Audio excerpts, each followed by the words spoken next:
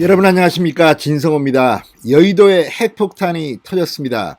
자, 유명한 한바왕 유상봉 씨가 지금 현직 여야 국회의원, 전직 청와대 비서관, 현직 검사 등을 무더기 고소한 것으로 알려졌다. 이렇게 중앙일보가 오늘 단독으로 보도했습니다. 자, 이 사건 지금 공수처와 검찰에 무더기 줄줄이 고소했다고 합니다. 자, 자신은 뇌물을 줬고 뇌물을 받은 사람들은 벌을 받지 않는다. 뭐 이런 취지입니다. 아무튼 유상봉 씨는 워낙 유명합니다. 과거에도 이 뇌물 사건으로 뭐 여러 명을 갖다가 날렸습니다. 그런데 이번에 그동안 쌓였던 사건들 전부 다 모아가지고 한꺼번에 무더기로 고소했습니다. 공수처와 검찰이 지금 난리가 났습니다. 여의도 현직 여야 국회의원 이름이 거론되고 있습니다. 자, 유상봉 스캔들 어떤 폭발력을 가질까요? 자, 지금 이 유상봉 씨는 이 윤상현 의원과 함께 재판을 받고 있습니다.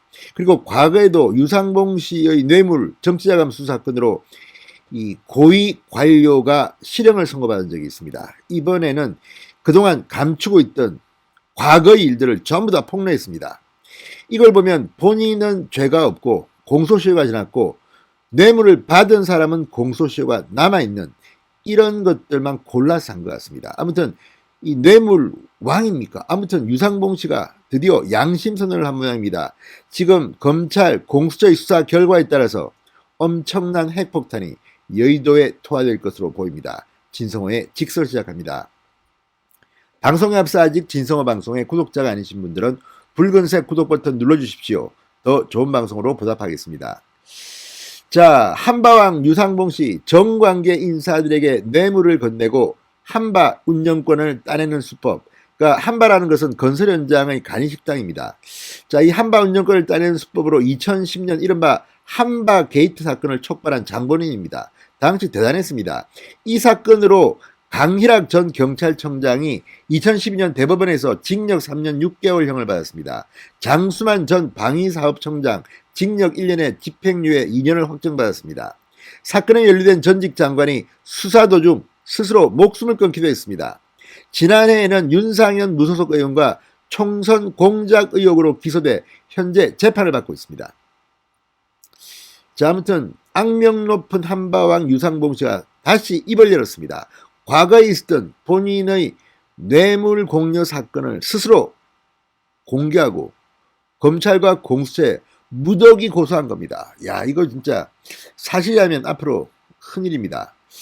자, 법조계에 따르면 한바왕 유상봉 씨는 지난달부터 이달 초까지 뇌물수수 혐의로 국민의힘 A 의원, B 전 행정관 비서관, C 전 경무관, D 전 국책은행장을 공수처에 고소했다고 합니다. 이들이 각각 한바 수주를 도와주는 대가로 최대 억대의 뇌물을 챙겼다는 게 고소장의 요지입니다. 특히 A 의원은 자신이 지정하는 사회공헌단체에 5천만 원을 기부하도록 하는 방법으로 뇌물을 받았다고 유 씨는 주장하고 있습니다. 유 씨는 이 검사도 공수처에 고소했습니다. 앞서 유 씨가 이 검사에게 A 의원 등에 대한 뇌물수수 혐의 진정서를 내 수사하도록 했는데 부당하게 무혐의 처분했다고 주장하고 있습니다. 자, 고소장에는 검찰에도 들어갔습니다. 고소장은, 자, 공수처에는 이렇게 하고 검찰에는 또 다른 인물들을 고소했습니다.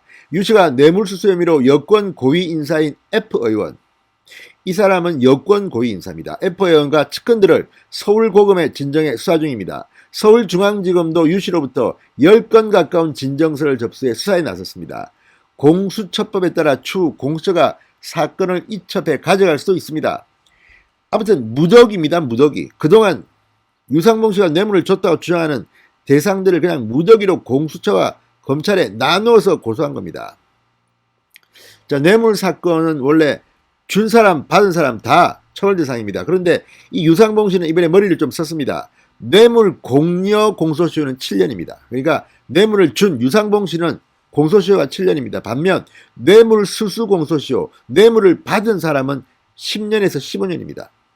따라서 한바왕 유 씨는 내 공소시효는 만료됐다. 그렇지만 돈을 받은 사람들 수수자의 공소시효는 남은 그런 혐의를 한정해서 고소했다고 합니다. 머리를 굴린 겁니다.